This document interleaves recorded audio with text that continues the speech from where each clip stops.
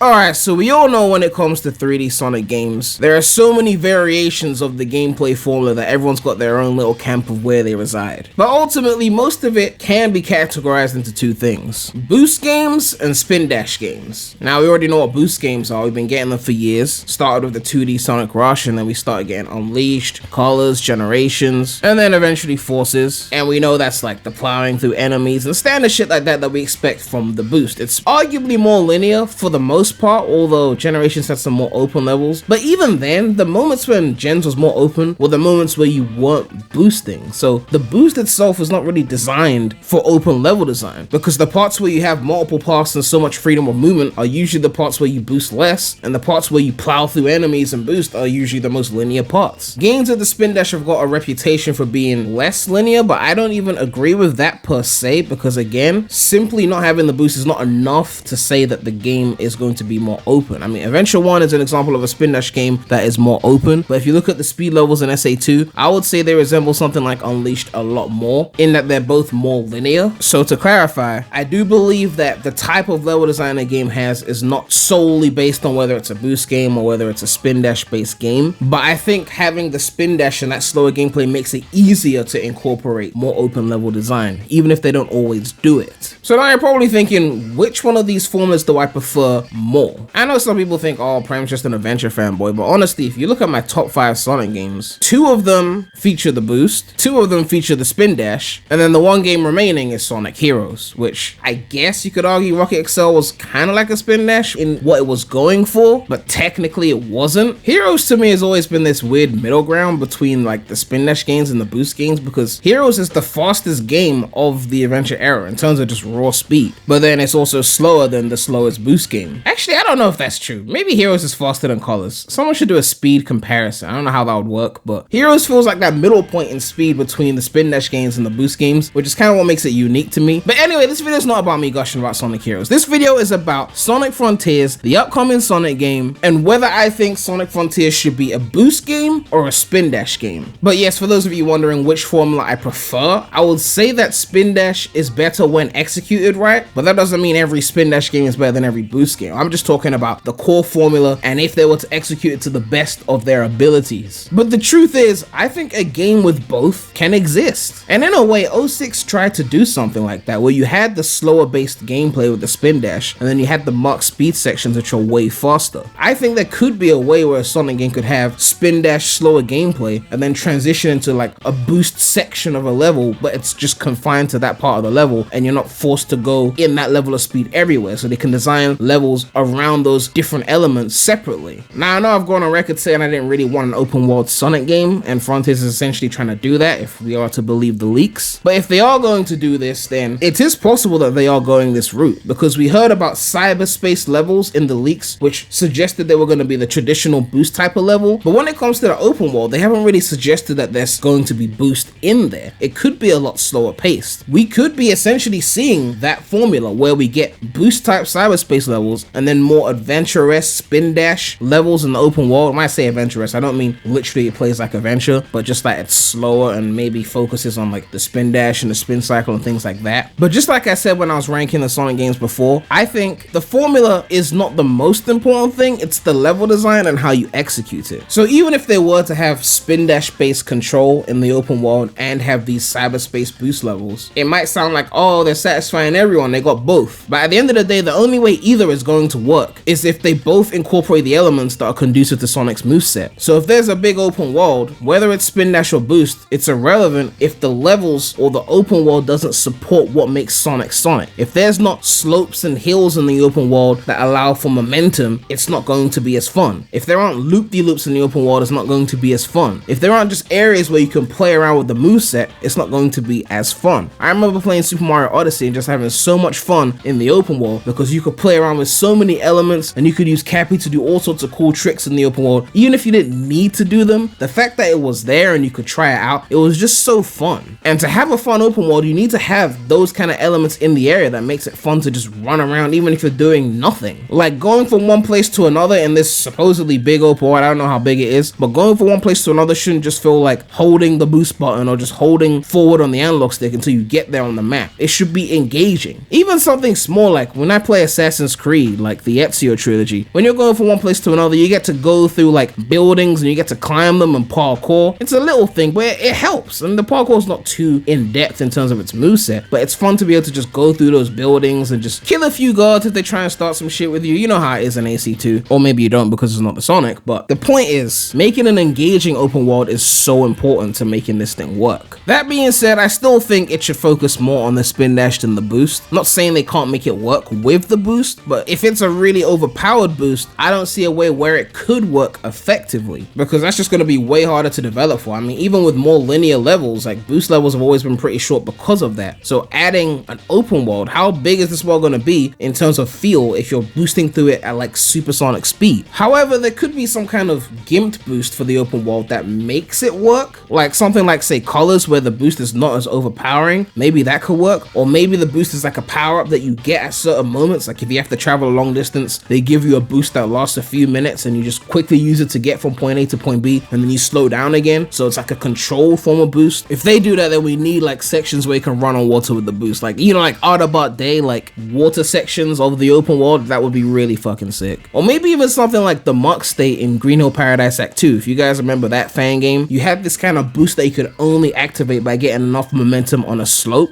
and then you had to maintain that momentum to keep the boost going. Something like that could work well in this open world if they execute it properly, but a standard like Unleashed Generations boost, especially if it didn't run out quickly and you could just keep holding it, I don't think that's gonna work. As for the cyberspace levels, if they're gonna be boost anyway, then I guess those are more traditional boost Sonic levels, so there's not really much to say on that except be more like Unleashed Generations and less like Colors and Forces. I highly doubt the cyberspace levels are going to be like adventure-esque in terms of their control, but if they are, I mean, obviously take inspiration from, you know, the adventure era, not from Lost World, and we'd be good, right? But yeah, that's pretty much my thoughts on this topic. It's something I've been thinking about for a while, because Frontiers is obviously something new, but it's going to take some inspiration from things that have come before it, and only time will tell how this thing turns out in terms of the formula. I'm very curious to see how this game even functions, like an open world Sonic game, like officially. Like, it's actually crazy, like, to think that we're getting something like this. And as much as I'm doubtful, I really hope that Sonic Team Strike Us is something of quality. Oh yeah, speaking of Strike,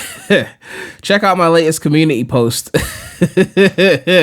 That's all I'm gonna say on that matter, okay? Those of you who were doubting, that's all I'm gonna say, okay? But yeah, let me know what you guys think about this topic. Sonic Frontiers is supposedly coming out in 2022 and is going to have cyberspace boost levels and supposedly non-boost in the open world. What would you prefer for Sonic Frontiers in terms of gameplay, and how do you think they could best execute boost in the open world versus, say, the spin dash? But yeah, make sure to like, comment, subscribe, hit that bell. Make sure to check out the non-Sonic channel, the link will be in the description.